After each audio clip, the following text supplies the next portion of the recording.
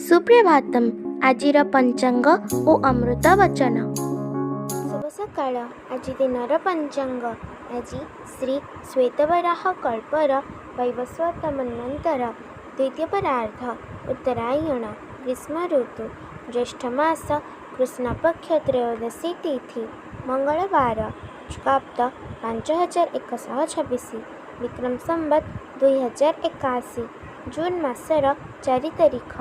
आज दिनटी समस्तंक पई मंगलमय हेउ ईश्वरंक निकटरे विनम्र प्रार्थना।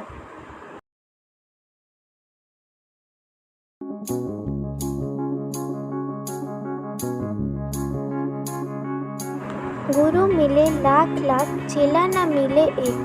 उपदिष्ट अनेक मिलती किंतु उपदेश अनुसार कार्य करिबा लोक अति अल्प मिलती।